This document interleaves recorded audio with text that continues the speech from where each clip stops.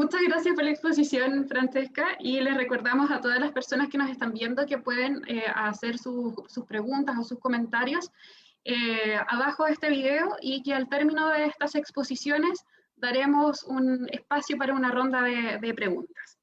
Y finalmente dejo con ustedes al último expositor de este seminario inaugural, a Diego Plaza Casanova, quien pertenece al Centro de Estudios de Derecho Animal, Chile, y que nos expondrá del abolicionismo al post-abolicionismo. Adelante. Hola a todos, ¿cómo están? Bueno, voy a compartir pantalla para comenzar con la exposición.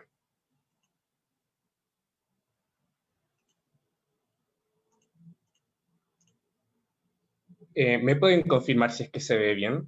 La clásica pregunta, como decía por ahí sí, Alfonso. Se ve bien, todo bien. Bueno, muchas gracias.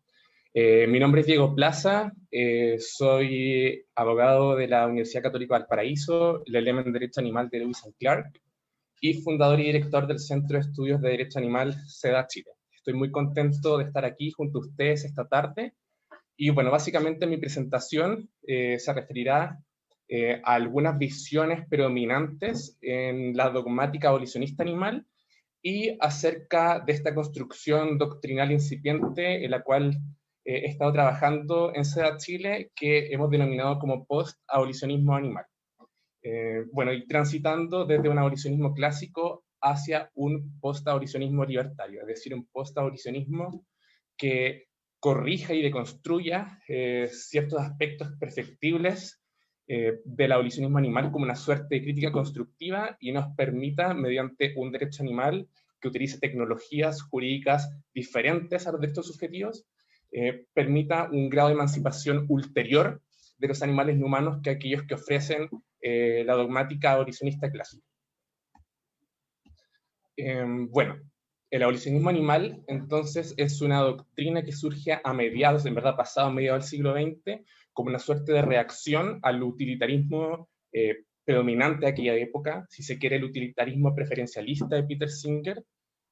La gran revolución que supuso esto fue la consideración de los animales no humanos como individuos que no podían ser objeto de uso para satisfacción de necesidades humanas. Es por ello que también se les reconoció la titularidad de derechos morales, eventualmente legales, como vamos a ver en un momento más, y esto supone que al reconocerle derechos, al hacer esta suerte de cálculo de la utilidad en el contexto de la moralidad de una acción que es propia del utilitarismo, jamás el interés humano podría pesar por sobre el interés animal, dado que son titulares de derechos al igual que nosotros.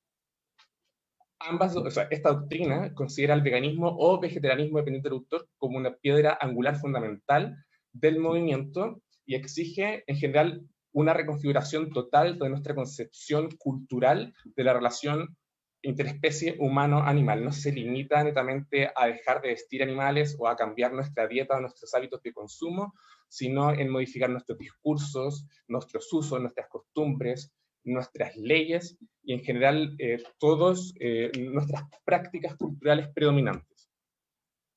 Y bueno, también está presente a lo largo de estos autores el vínculo del abolicionismo animal con el abolicionismo antiesclavista del siglo XVIII y XIX. Esto es particularmente intenso en Francione, quien, por ejemplo, en su obra Animals as Persons, bueno, esto yo lo calculé, no recuerdo la cifra exacta, pero mencionaba entre 260 o 280 veces el término esclavitud y esclavos, básicamente recurriendo a esta analogía entre la abolición de la esclavitud humana y la abolición de la esclavitud animal. Bueno, Tom Regan es uno de los autores que son considerados abolicionistas. De hecho es considerado como el autor que da el puntapié inicial a lo que podríamos denominar como el abolicionismo de la segunda mitad del siglo XX. Bueno, tenemos mucho que decir en esta presentación, así que afortunadamente algunos compañeros ya revisaron algunos aspectos de Tom Regan, así que podremos ir más rápido. Básicamente, en el año 1983, publica su libro The Case for Animal Rights, causó una tremenda revolución en el imaginario cultural de la filosofía animal, produciendo que mucha gente que seguía al utilitarismo preferencialista de Singer se cambiara de bando, por así decirlo, y comenzara a ser parte del Animal Rights Movement. Tuvo un segundo aire Tom Regan en el año 2004 con Empty Cages. Ambas se consideran como las obras fundamentales de este autor. Bueno, básicamente él formula una crítica a Kant, distinguiendo entre teoría de deberes directos y deberes indirectos, como mencionó Rosy un momento atrás. También hace la distinción entre agentes y pacientes morales, como habló Alfonso. Básicamente, los agentes morales son aquellos individuos que son capaces de imprimir un sentido moral a su acción y los pacientes no podrían hacerlo. Kant relacionaba a los agentes con las personas humanas y a los pacientes generalmente con los animales. Y dado que un agente moral, es decir, alguien que puede imprimir un sentido moral a su acción, jamás podría ser utilizado como un fin en sí mismo, señala que los humanos no pueden ser utilizados, perdón, que los agentes morales, al poder imprimir un sentido moral a su acción, siempre deben ser considerados como fines en sí mismos y jamás como un medio para satisfacer fines de otros, a diferencia de los animales. Es por eso que él concibe de que podemos utilizarlos como medios para satisfacer nuestros fines. Y bueno, Regan formula esta crítica a Kant señalando que Kant pecaba de arbitrariedad moral porque no solamente excluía a individuos como los animales no humanos que tenían un valor inherente, considerándolos como medios para satisfacer fines, sino que además excluía, tal como dijo el compañero antes, a aquellas personas humanas que no tienen la capacidad de imprimir un sentido moral a su optar, como por ejemplo un bebé recién nacido o una persona de la tercera edad con demencia senil, o incluso, por ejemplo, una persona adulta con muerte cerebral. Sobre la base de esta crítica al kantianismo, Tom Regan entonces estructura su teoría de los derechos animales, sobre todo bajo o sobre la base del concepto de valor inherente. Señala que todos los individuos son valiosos, de manera que deben ser respetados. Señala que el individuo en sí mismo es el valioso y no las experiencias que tenga este individuo. Por eso critica el utilitarismo de Bentham, de Mill y de Singer, señalando que reducirían al individuo a un mero receptáculo de experiencias, siendo que el individuo en sí mismo es lo importante. Y así señala que tienen un valor inherente y que estos valores son iguales, no existen distintos grados de valor inherente. Así, esta teoría que parece ser muy inclusiva se comienza a restringir, porque señala que animales no humanos en específico son individuos valiosos, que tienen un valor inherente, señala que son los subjects of a life o los sujetos de una vida. Tal como se mencionó anteriormente, son individuos que vivan, que sean conscientes, que posean deseos, percepción, memoria, un sentido del futuro, una vida emocional y psicológica, es decir, es un grado de exigencia de desarrollo cognitivo importante. Después, con algunas ediciones posteriores de sus obras, fue un poco especificando cuáles serían estos animales. Señala básicamente los mamíferos mentalmente normales de 1 año o más de edad, debido a que existirían pruebas razonables de que estos son conscientes. Sin embargo, más adelante, el autor señala que no desechaba la posibilidad de que lo mismo ocurriese con otros animales, como por ejemplo ciertas aves y peces, pero no lo señala de manera tajante. Señala que estos animales no humanos, sujetos de una vida en su calidad de pacientes morales, podemos decir lo siguiente: ok, puede que no puedan ser titulares de derechos legales, como el derecho a votar, pero de derechos morales, sí, y siempre. ¿Cuáles son los derechos morales? Los derechos universales, permanentes, iguales, que existen con anterioridad, incluso con posterioridad al ordenamiento jurídico positivo y por sobre él. Si queremos hacer quizás como una analogía, como lo hacía algún autor por ahí, por ejemplo, un juez en la época de la esclavitud norteamericana, fallando un habeas corpus en favor de un esclavo, podría haber encontrado de que efectivamente el esclavo tenía el derecho moral a no ser propiedad de otro, y debería haber fallado en base al derecho moral. Derecho moral que es parte del derecho natural y que es una fuente del derecho jurisprudencial en el common law, en algunos supuestos. Sin embargo, el juez probablemente hubiera tenido que rechazar ese habeas corpus fallando de acuerdo al derecho legal, que es el derecho positivado y que existe en un lugar y un tiempo determinado. Sobre esa base señala que únicamente los animales que fueran sujetos de una vida serían sujetos valiosos con un valor inherente y serían titulares de derechos morales. Y es por ello que, dado que no podemos explotar a estos individuos, ni usarlos, ni vestirlos, ni comerlos, señala que el vegetarianismo y no el veganismo, ojo, es mandatorio moralmente.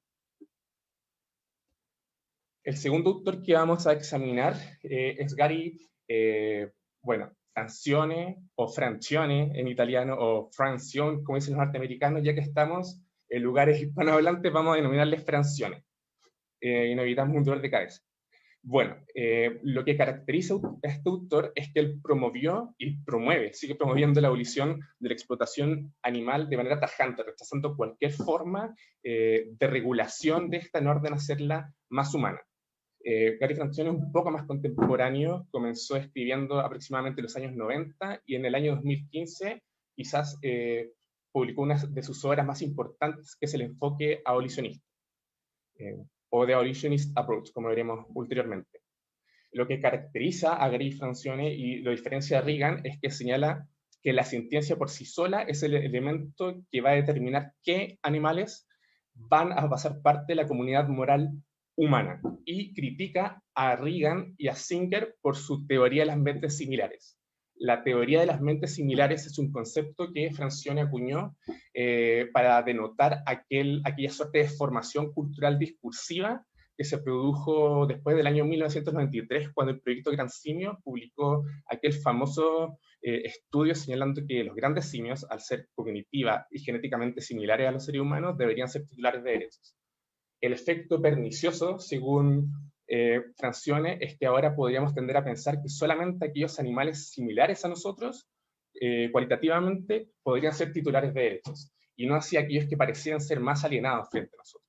Sino que es la sintiencia lo que determina la inclusión en la comunidad moral, y no la capacidad de tener una percepción de sí mismo, del futuro, del pasado, una vida emocional, psicológica, etc.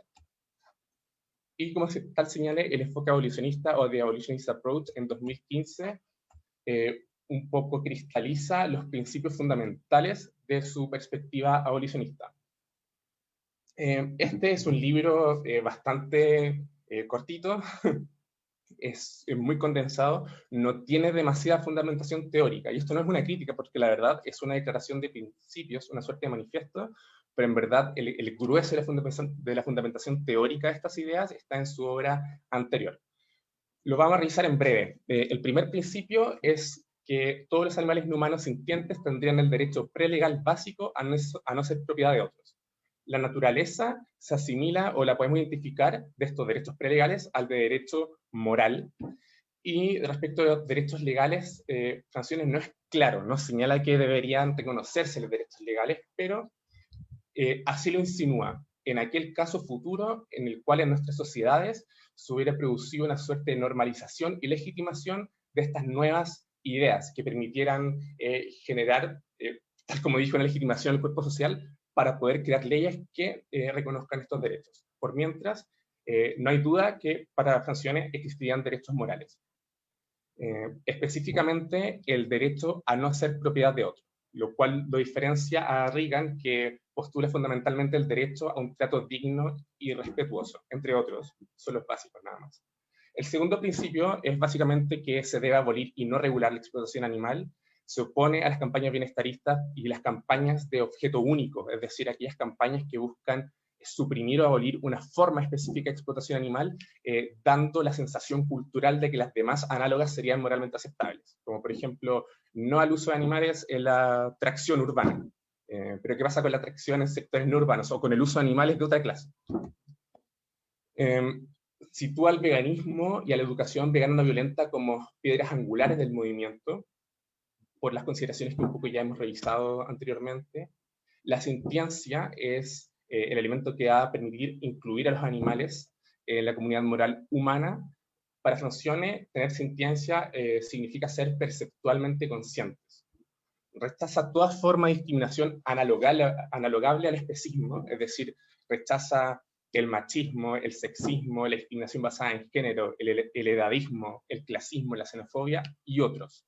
Básicamente sobre la idea de que tanto el especismo como estas otras formas de discriminación supone la existencia de constructos y edificios culturales de discriminación y de opresión analogables, y que si estamos en contra de la abolición de la explotación animal, en contra del especismo, no podríamos tener una posición pasiva frente a estos demás problemas. Y finalmente, el principio de la no violencia es fundamental. señala que su enfoque abolicionista se encuentra enmarcado dentro del movimiento global por la paz, por lo cual rechaza toda forma de acción violenta, a diferencia de otros abolicionistas como Stephen Best, que es partidario de incursiones ilegales, operaciones de sabotaje, violación de la propiedad privada, entre muchas otras acciones que no comulgan con la visión de Gary Francione. Ahora, ¿dónde hay derechos para los animales? Es una pregunta muy interesante.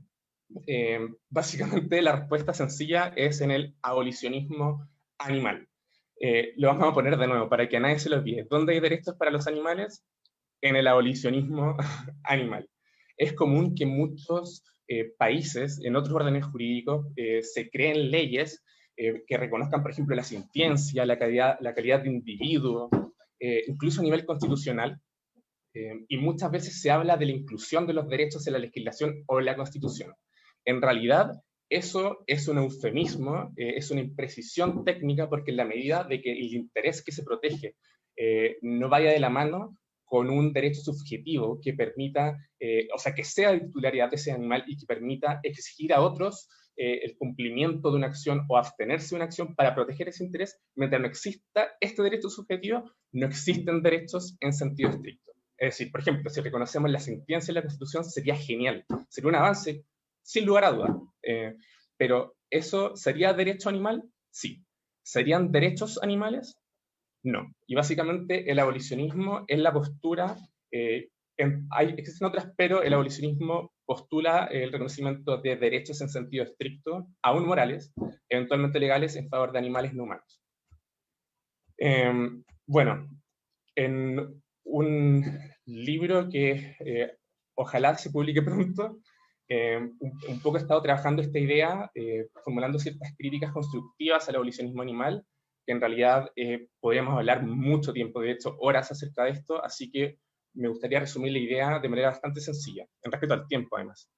Básicamente, la idea es lo siguiente: yo pienso que el paso siguiente que deberíamos dar es es transitar hacia un estadio positivo abolicionista, es decir, deberíamos lograr ponernos de acuerdo, reconocer la personalidad jurídica o la calidad de persona titular de derechos de los animales no humanos y reconocerles derechos en sentido estricto, positivos en la Constitución y en el ordenamiento subconstitucional. Particularmente el derecho a no ser propiedad de otros, el derecho a la integridad física, psíquica y a la vida, y el derecho a la libertad ambulatoria. Me parece que en base a esos derechos se podrían comprender otras especificidades o subclasificaciones de esas libertades. Sin embargo, si bien esto supondría un avance gigantesco, o sea, no hay lugar a dudas, ya no podríamos seguir explotando a los animales como hoy lo explotamos. Eso es verdad. Si bien esto supondría un tremendo avance, ¿se cumpliría el objetivo que persigue el abolicionismo? Recordemos que el abolicionismo persigue suprimir toda forma de control, de dominio y explotación humana sobre animales no humanos. En mi opinión, si bien sería un cambio importantísimo y deseable, no lograría el fin de abolir toda forma de dominación humana sobre animales no humanos. ¿Por qué? Porque en mi concepción, el derecho, el ordenamiento jurídico, las leyes, es un código etológico de conducta del animal humano. Es decir, todos los animales, todas las especies tienen distintos códigos de comportamiento, distintos códigos de conducta. El animal humano tiene muchos, uno de ellos es el derecho, al punto de que, por ejemplo, aquellos juristas del siglo XIX que efectúan expediciones de campo a otros países con el fin de estudiar al ser humano, fueron denominados protoantropólogos, porque estudian al ser humano mediante el derecho, mediante su código de conducta. De esta manera, podemos encontrar muchos códigos de conducta en otros animales. Los más complejos, por ejemplo, es la eusocialidad, en animales como termitas, en hormigas, en abejas, en algunos topos, en algunas gambas. Por ejemplo, las abejas tienen una casta gobernante, una reproductora, una trabajadora. Los ancianos cuidan a los niños, los más jóvenes trabajan. Cuando existe un vacío de poder, pueden tener guerras y luchas internas en algunas castas por semanas, y luego se ponen de acuerdo, sale un triunfador y la sociedad comienza a trabajar. O sea, existen códigos que son propios y son aprehensibles y estudiables.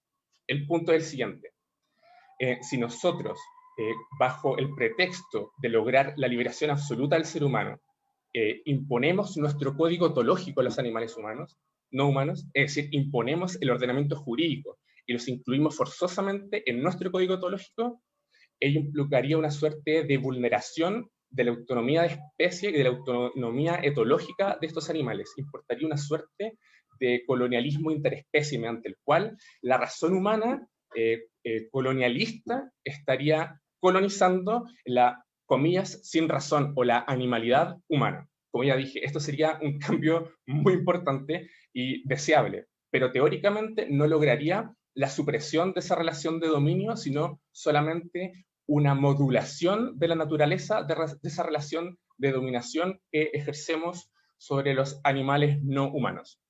Eso, en términos generales, estaríamos antropomorfizando y dominando de una manera distinta al animal no humano, no respetando sus propios códigos etológicos, incluyéndolos forzadamente en el nuestro, en uno que no comprenden y que probablemente no tienen interés en participar. Y finalmente, es interesante observar la capacidad cognitiva del concepto de subject of a life de Tom Regan y la sintiencia en Francione, que podrían dirigirse como suertes de formas de discriminación depuradas, analagables al especismo. ¿Por qué? Porque para Regan estaríamos excluyendo de la comunidad moral a aquellos animales que no fueran lo suficientemente complejos cognitivamente, es decir, analogable al especismo habría una suerte de cognoscitivismo, y en Francione se estarían discriminando a aquellos animales que carecieran de la capacidad de sentir, es decir, existiría un sentiencismo.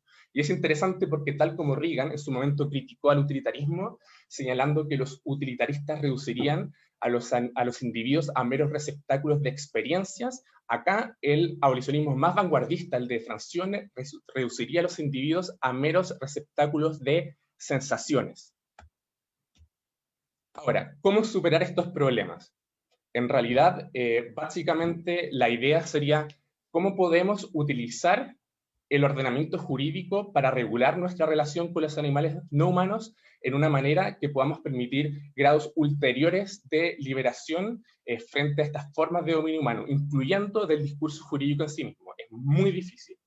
Pero al menos cuando ya no estamos haciendo esta pregunta, ya hemos superado algunas de las, quizás de los problemas teóricos del abolicionismo, y estaríamos en un contexto ya dogmático post-abolicionista. Ahora, ¿cómo podemos hacer esto? En mi opinión, reinterpretando la manera en que regulamos jurídicamente nuestra relación con ellos, y esto se podría lograr mediante un derecho animal libertario. Sería básicamente un derecho animal que prescindiera de la tecnología jurídica del derecho subjetivo en sentido estricto para generar o proteger la libertad y la dignidad humana, y utilizar tecnologías de libertad animal idóneas para su cometido, pero que fueran diferentes a estos derechos subjetivos. Básicamente, el problema teórico del derecho subjetivo es que implica la inserción forzada del animal humano en nuestro código etológico, y bueno, reconoce ciertos intereses en la manera en que el derecho lo diga, bajo los límites que el derecho lo diga, en las oportunidades y bajo los rituales que el derecho lo diga. La idea es que bajo un derecho animal libertario y mediante las tecnologías de derecho animal pudiéramos generar relaciones jurídicas en que únicamente el ser humano fuera el sujeto activo y pasivo de esa relación jurídica, en que el ser humano fuera el sujeto activo y el objeto del ejercicio de aquella relación de poder, y el animal, garantizándose una libertad y una emancipación absoluta respecto al dominio humano, tuviera un rol meramente orientador. Es muy difícil imaginárselo en tan poco tiempo que hemos tenido para conversar, pero voy a hacer un paralelo con un solo ejemplo. Por ejemplo, hablemos del interés de la libertad animal. Por ejemplo, ¿cómo sucedería si queremos proteger el interés de la libertad animal en un contexto bienestarista? Básicamente, respecto a un pollo en una jaula de batería, diríamos, ok, podríamos hacer una jaula más grande, o podríamos hacer que estos pollos no estuvieran en jaulas de batería, sino que estuvieran en una granja free range, comiendo granos en el pasto y después durmiendo en un hangar durante la noche. Si quisiéramos proteger ese interés bajo el abolicionismo, diríamos, el pollo es un sujeto de derechos, es titular del derecho a no ser propiedad de otros, y va a tener el derecho a que un humano no intente apropiarlo. Si un humano se intenta apropiar del pollo, él va a tener una acción para intentar una acción de protección, eventualmente podrá haber un procedimiento jurisdiccional, y quién sabe, si incluso profundizamos el grado de juridificación y de inserción del animal en nuestro código etológico, podríamos decir, quizá incluso podría ir a un juicio civil a pedir indemnización de perjuicios, y habría quizás un curador que va a administrar estos bienes. Ahora, bajo un paradigma post-abolicionista y utilizando tecnologías de libertad animal diferente al derecho subjetivo, podríamos decir lo siguiente. Por ejemplo, señalar en la Constitución que el pollo, al igual que los demás animales, deberíamos reconocer en la Constitución que la libertad animal no podrá ser afectada en modo alguno, por ejemplo, por el animal no humano, y deberíamos establecer mecanismos jurídicos como acciones de legitimación activa o titularidad amplísima para que cualquier miembro humano del grupo social pudiera poner en marcha los mecanismos jurídicos que permitieran proteger la salvaguarda de ese interés que sería la libertad. En este caso no estaríamos reconociendo un derecho en la personalidad jurídica de ese animal, ni estaríamos insertándolos en procedimientos judiciales, ni en ritualizaciones propias del código etológico humano, pero a la vez, a diferencia de lo que sucede en el bienestarismo, estaríamos reconociendo de manera intensa la libertad absoluta del animal no humano frente al ser humano. Obviamente, deberíamos tener en consideración todas las críticas que ya hemos esbozado, y está repleto de desafíos. Básicamente, esta visión, más que otorgar respuestas, tiene la intención de generar preguntas, más que posicionarla como algo a lo cual vamos a poder acceder en un estadio cultural cercano. La idea es poder inspirar a la gente que esté trabajando en esta área del derecho a buscar soluciones distintas fuera de la caja, y advertir que si bien el reconocimiento de derechos en favor de animales no humanos puede ser libertario, nunca lo va a ser de manera absoluta. El consenso social es un problema, la forma en que diseñamos estas tecnologías también, y obviamente qué sucede con los animales domésticos, ya que su liberación absoluta de todas formas de control humano, en algunos casos, dada la domesticación, podría ser más perniciosa que libertaria en favor de sus intereses. Eso, muchas gracias y disculpen por la demora. Muchas gracias, Diego, por tu exposición, y también aprovechamos de agradecer a cada uno de los expositores de esta tarde por sus interesantes y claras ideas, y en los minutos que nos quedan vamos a proceder a dar la palabra para algunas preguntas, y sobre todo quisiera partir con una que nos hicieron llegar a través del chat y que va dirigida a todos nuestros expositores. Y ahí les pido que vayan viendo ustedes quienes se atreven a responder en primer lugar. Así que la pregunta es de Florencia Lee. Nos dice, ¿qué piensan los expositores sobre reconocer a la naturaleza como sujeto de derechos, como se ha hecho en la Constitución ecuatoriana o por vía judicial en países como Colombia, Nueva Zelanda, India? ¿Y cómo se relaciona este tema con los derechos de los animales no humanos?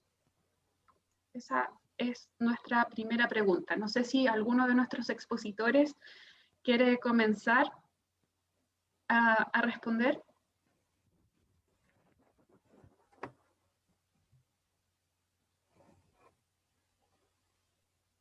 Bueno, pues hemos escrito, incluso con la maestra Brenda Olalde, que nos acompaña en este foro también, hemos escrito nosotros algunos artículos al respecto de cómo el reconocimiento constitucional de los derechos de la madre naturaleza, los derechos de la Pachamama, han sido una frontera que se ha franqueado de manera muy importante para abrir la perspectiva justamente a lo que comentaba Francesca, a ir rompiendo este paradigma tradicional de nuestros sistemas jurídicos de reconocer solamente como sujetos de derechos a las personas humanas. Entonces, es un gran paso.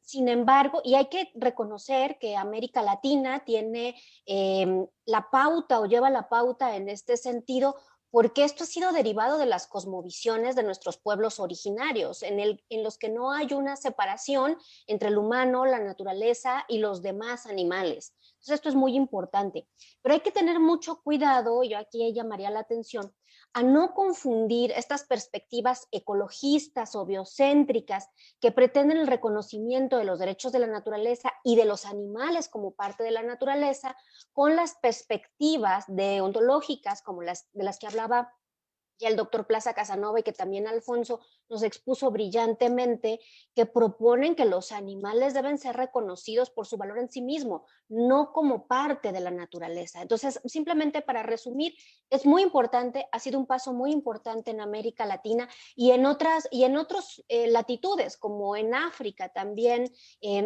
Varios sistemas constitucionales africanos reconocen estos derechos de la naturaleza, y son un primer paso importante en ese sentido, romper el paradigma de sujeto de derecho igual a persona humana. Pero hay que tener mucho cuidado de no confundir cuando estamos hablando del tema de la constitucionalización de los derechos de los animales con la constitucionalización de los derechos de la naturaleza. Muchas gracias, sería por mi parte todo. Muchas gracias. No sé si alguno de nuestros expositores quiere agregar algo más o damos paso a otra pregunta. Ahí simplemente, Rocío, para complementar lo que dice la doctora Torres, hay que tener presente que los derechos son una técnica de protección para defender ciertos intereses que consideramos vitales, ¿ya? Por lo tanto, desde un punto de vista teórico, no hay impedimento alguno, veo yo, teóricamente, para extender los derechos hacia la protección de la naturaleza, de los ecosistemas, de parques, ¿no es cierto?, etcétera. Si partimos de la idea, ¿no es cierto?, de que los derechos hacen esto. Esta es la función que cumplen los derechos, una concepción más funcionalista.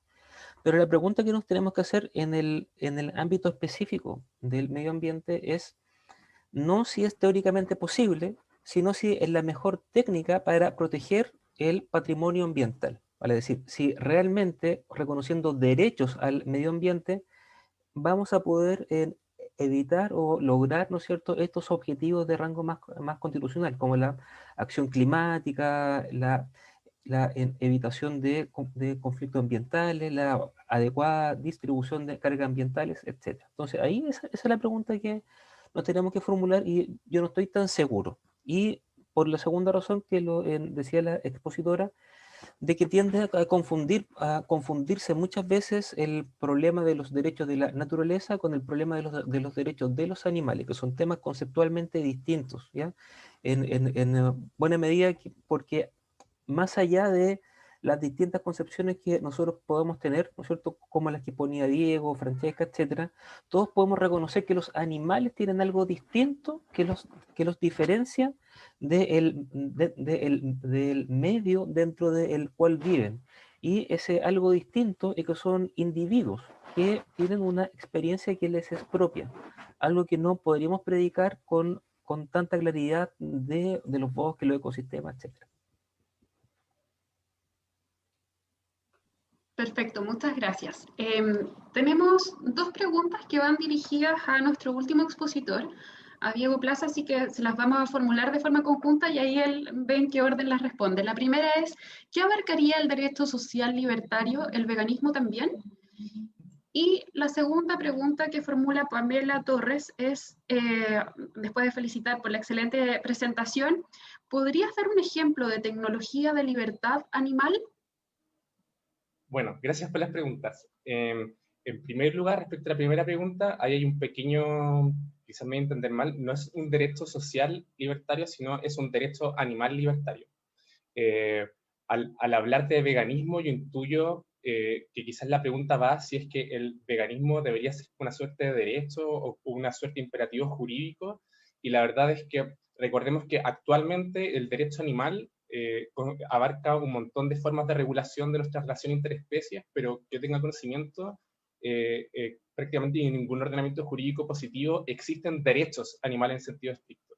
En ese sentido, cuando hablamos de un derecho animal libertario, tampoco hablamos de derechos para los animales en sentido estricto, sino hablamos de un paradigma, de un modelo de regulación del derecho animal, de un modelo de regular nuestra relación interespecies con los animales no humanos, en el cual se intenten utilizar técnicas que sustituyan a los derechos en sentido estricto y que permitan regular esta relación para permitirles grados de liberación y emancipación ulteriores y superiores frente al humano que aquellas a los cuales podríamos aspirar en una suerte de positivización de un paradigma abolicionista, básicamente reconociendo derechos en sentido estricto.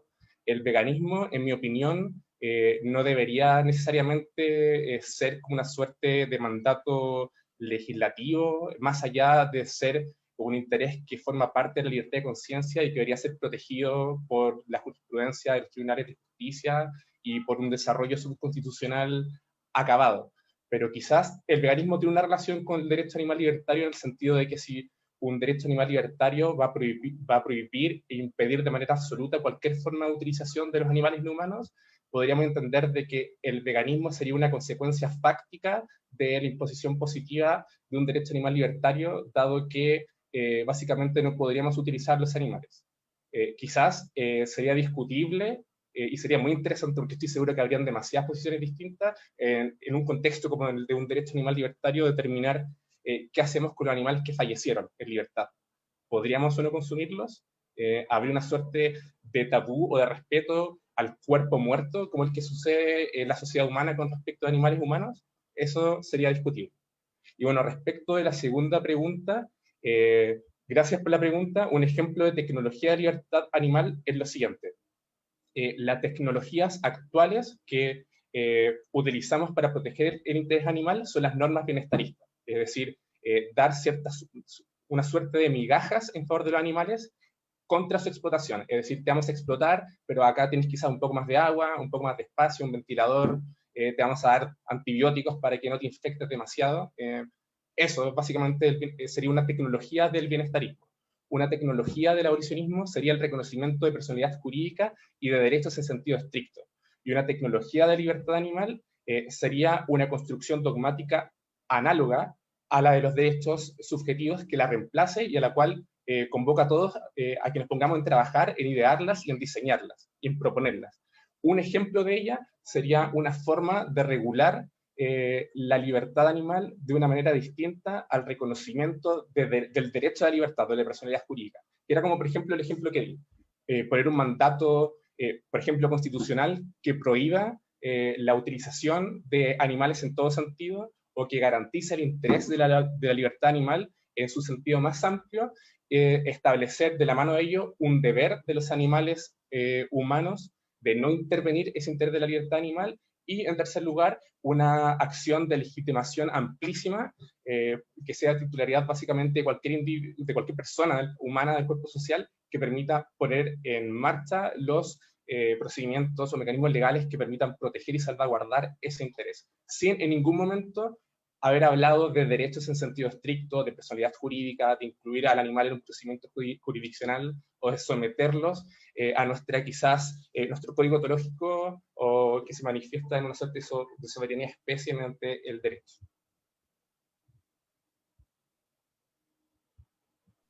Muchas gracias por la respuesta, Diego. En atención al tiempo han surgido varias preguntas ahora último. Vamos a leer una de las primeras que se formuló, que iba dirigida al profesor Enríquez, y de Maya Mujarro, y dice, ¿cómo se deslinda la capacidad de sentir con el valor inherente? ¿Esta diferencia es solo en Reagan o se distingue en toda la teoría de los derechos de los animales? Sí, bastante breve y quiero retomar algo que señaló Diego, en parte también, y que está presente en lo que expusieron Rosa y Francesca. Que pasa que nosotros tenemos un problema bastante complejo, que lo que intentamos es construir teorías para expandir derechos, ¿no es cierto? Pero al momento de construir teorías intentamos encontrar lazos de unión o de similitud con esos sujetos a los cuales estamos extendiendo esa protección. Entonces, claro, parece ser razonable extender derechos, por ejemplo, a los grandes simios, por ejemplo, porque se parecen especialmente a nosotros por razones genéticas. Pero podríamos extenderlo un poquito más, pero para extenderlo un poquito más tenemos que ir encontrando características en esos animales que también estén presentes en los animales humanos, como un argumento para poder extender. Entonces, eso supone un problema, porque algo que mencionó Diego, creo, ¿no es cierto?, era que nosotros caemos como en una especie de cognitivismo o algo así, Diego, no sé si lo podría, ¿sí? Donde lo que hacemos es ver aquellas características de los animales que más se reflejan o que se parecen a las características de los humanos para justificar esa extensión. Y es muy difícil salir de ese círculo. Es justamente lo que pasa con la teoría de Tom Regan, por ejemplo, que parece ser muy expansiva, ¿ya? Que parece ser una teoría muy consistente, muy protectora, pero si uno indaga un poco más, es una tesis muy restrictiva, porque lo restringe solamente a aquellos sujetos que pueden ser considerados como sujetos de una vida. Excluye muchos animales y en principio, ojo también, excluye también muchos miembros de nuestra propia especie, ¿ya? Porque en el fondo hace depender el otorgamiento de un derecho de poder de ciertas capacidades que tendrían que estar presentes en esos sujetos a los cuales le estamos otorgando derechos, ¿ya? Por lo tanto, es muy difícil hacer ese deslinde entre quienes serían sujetos de derechos, sujetos de una vida o sujetos con un valor intrínseco en buena medida, porque de la manera en cómo partimos construyendo teorías, las partimos construyendo en base a qué características que están presentes en nuestra especie vamos a encontrar en esas otras especies para poder extender el ámbito de protección. Y como bien lo comentaba Diego, es muy difícil construir un paradigma distinto, ¿ya? Porque en el fondo es una empresa donde nos tenemos que representar una forma de razonar totalmente diferente. Y eso es muy problemático. Pero es parte de lo que estamos haciendo acá, tanto en este seminario como lo que vamos a hacer también en los distintos talleres de las próximas semanas. Muchas gracias, Alfonso, por la respuesta. No sé si todavía hay tiempo para una muy breve y otra que, si es que alcanzamos. Lo último mencionado por el profesor Alfonso Enríquez en su exposición dice, el argumento a favor de considerar a los animales como sujetos de derecho. ¿La conclusión fue que humanos son iguales a los animales? Ya, bueno, eso quizás lo podríamos comentar con los otros colegas también si es que quieren participar. La idea como lo comentaba, y voy a señalar esto para abrir quizás a Rosa, Francesca o Diego si es que quieren mencionar algo, es que hay un principio que es el principio de igualdad. Entonces se supone que nosotros vamos a tratar a los iguales de la misma forma, y la justicia consiste en tratar a los iguales de la misma forma, y la injusticia es tratar a quienes son iguales de forma desigual. Parece un trabalengua, pero todos entendemos, ¿no es cierto?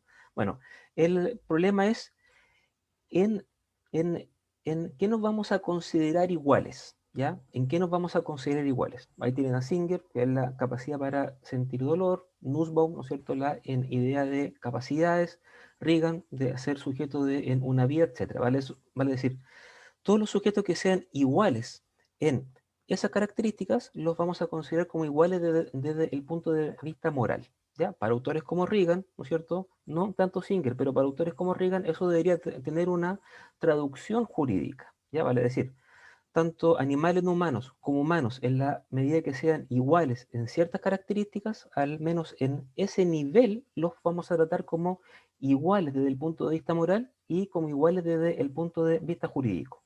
¿Cuál es el problema, por supuesto? Es qué características vamos a considerar para llevar a cabo ese juicio de igualdad.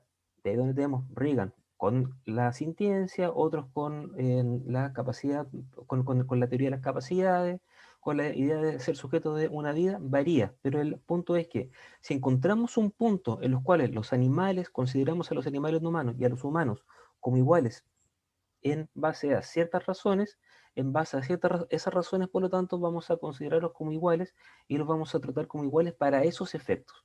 Pero encontrar ese punto es lo complejo. Muchas gracias. No sé si alguno de nuestros expositores quiere agregar algo más a lo ya visto por Alfonso. El A mí me tema, gustaría... perdón, No, sí, por doctor. favor, después de mí. Gracias. El tema que toca Alfonso es importantísimo. Si vamos a buscar criterios para equiparar a los demás animales con los humanos, es un cuento de nunca acabar. Porque a final de cuentas, si vemos que las teorías de Regan, Francione, Nussbaum recurren como requisito mínimo al tema de la sintiencia. Aquí es un tema de reconocer y buscar los argumentos jurídicos para determinar que las diferencias entre los humanos y los demás animales no justifican su explotación. O sea, no buscar el fundamento de la consideración jurídica de los animales en el tema de en cuánto se parecen a nosotros o no, porque si no estaríamos incurriendo en los errores del proyecto Gran Simio, por ejemplo, ¿no? Entonces, esto es importante. Por eso yo creo, y con esto cierro para que el doctor Plaza pueda ahondar en el tema, que la postura que él plantea es importantísima, porque este postabolicionismo lo que propone es que dejemos, y él lo decía muy bien y claramente, de pretender meter en el molde de los derechos a los demás animales, porque es un molde que no les importa, no reconocen y no sirve para protegerlos. Esta idea, esa es la postura que sostienen los postabolicionistas, ¿no? Esta idea de reconocerles derechos, de reconocerlos como personas jurídicas, ni les importa a los demás animales, ni nos sirve. El tema es, y lo decía Derrida y lo dicen otros autores de los estudios críticos de la cuestión animalista jurídica, es de construir nuestra propia idea de derecho para poder crear estas técnicas libertarias de las que habla el doctor Plaza y poder crear figuras jurídicas innovadoras que sí nos permitan reconfigurar la relación humano-animal. Por ejemplo, pensaba yo cuando le preguntaban a él cómo se podría delinear esto, para nosotros crear un marco jurídico de prohibición hacia los humanos, no es necesario que reconozcamos derechos para los animales. O sea, sí podemos constitucionalizar y legalizar prohibiciones de torturar, maltratar, explotar a los animales sin necesidad de reconocerles como persona jurídica, sin necesidad de reconocerles como sujetos de derecho. Pero habría que abandonar las perspectivas contractualistas que tenemos tan arraigadas para poder construir esta nueva forma de ver el derecho para los animales desde los humanos. Ahí lo dejo. Bueno, antes de comenzar a dar mi opinión acerca de la pregunta que formularon ahí, quería hacer una pequeña aclaración acerca de la postura que propuse. En sentido estricto, yo no dije que los derechos nos sirvan para proteger a los animales. De hecho, yo pienso que los derechos en sentido estricto, y tal como mencioné, y también lo escribí en Libertad, Igualdad y Abolición, servirían para generar un cambio material y fáctico de la noche a la mañana, importantísimo en cuanto a la calidad de vida que podría tener un animal no humano. O sea, pensemos en una vaca, en una CAFO norteamericana, y pensemos en la titularidad de esa vaca para tener el derecho a no ser propiedad de otros, a su libertad ambulatoria, por ejemplo.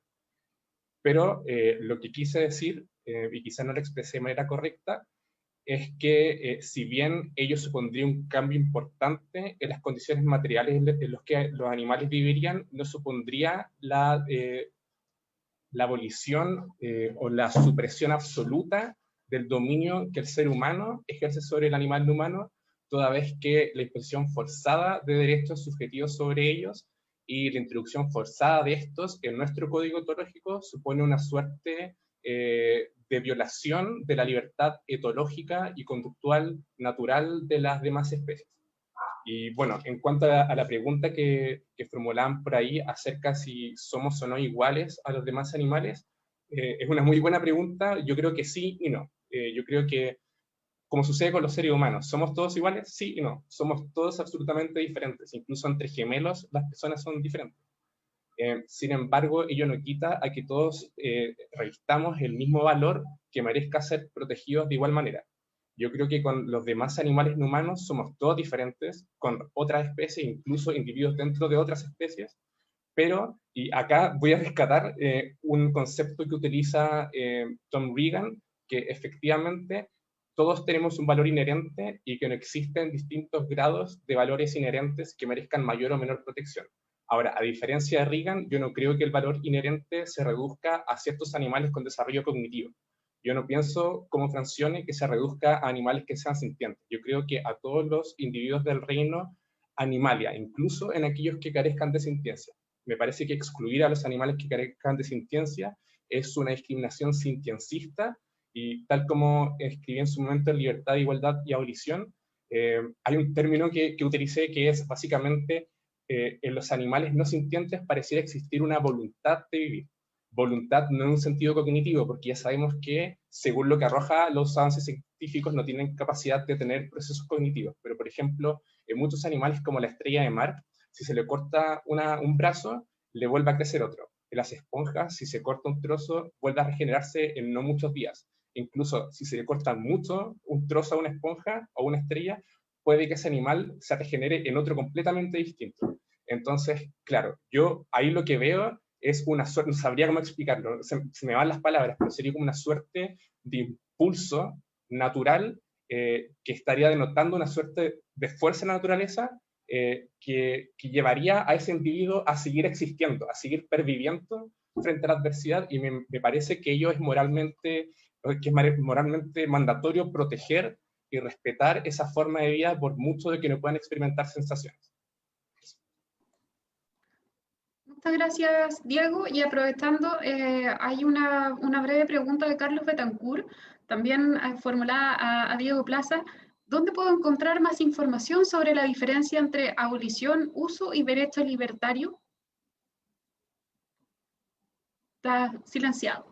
Estaría encantado de poder facilitarte un escrito en el que tratamos estos temas. Lo vamos a compartir próximamente en la página de SEDA Chile, sedachile.cl, y ya está subido en mi página personal de ResearchGate.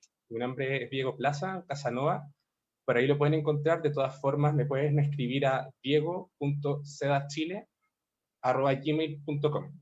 Así que me lo pides y yo feliz de facilitar. Perfecto, y muchas gracias. Y tal vez ahora sí la última, considerando el tiempo que ya nos hemos excedido un poco, pero ha habido mucho interés por parte de quienes nos están siguiendo en este momento. ¿Es posible a nivel de Latinoamérica un documento jurídico que fortalezca la situación de los animales? Esto dentro de un contexto en que, si bien ya se han desarrollado algunas medidas o ha existido ciertos avances, pero como acciones más concretas, ¿se ve esta posibilidad de un texto a nivel latinoamericano?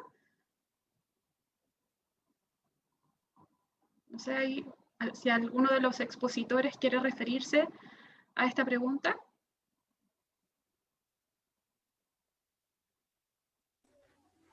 O sea, para señalarlo, ¿existen algún instrumento a nivel internacional sin valor jurídico vinculante para los estados, donde efectivamente se reconocen o se declaran derechos, garantías o obligaciones para los estados?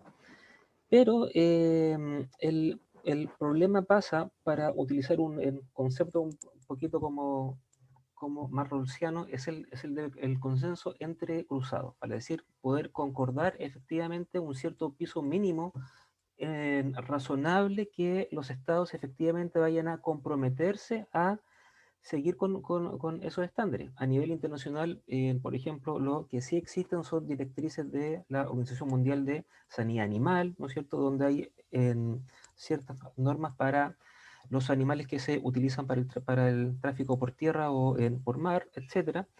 Pero son normas que lo que hacen no es hacerse cargo de muchos de estos problemas que nosotros estamos vinculando acá, sino que regular simplemente el comercio o el tráfico animal, nada más. Vale decir, si la pregunta es, ¿sería necesario o sería ideal poder contar con un documento a nivel mundial o de América Latina? Sí, creo que sería necesario. Ahora, ¿qué tan realista es eso? Creo que estamos muy lejos, producto de los distintos intereses políticos, comerciales que confluyen en estas materias. Yo soy de la idea siempre de tratar de ir construyendo el derecho animal, quizás no con objetivos tan, ¿cómo podría decirse?, tan ambiciosos a corto plazo, sino que con un objetivo ambicioso a largo o larguísimo plazo, pero con pequeñas victorias quizá a corto plazo, como algunas de las que se comentaron aquí en materia jurisprudencial, legislativa, por ejemplo. Quizá ese puede ser el camino que nos lleve realmente a la propuesta que hace Diego al final. Quizá en algún tiempo más, cuando ya seamos solamente polvo los que estamos acá, quizás va a ser en ese momento donde los animales puedan convivir con cierta libertad junto a nosotros, los seres humanos. Pero por ahora ese escenario, o sea, ¿qué piensan mis colegas? Pero se ve lamentablemente muy lejano. Muchas gracias por la respuesta, Alfonso. Y bueno, me indican que en razón del tiempo ya es momento de finalizar esta sesión inaugural. Y agradecemos en primer lugar a nuestros expositores por sus brillantes palabras, porque de verdad han sido muy interesantes, muy claras.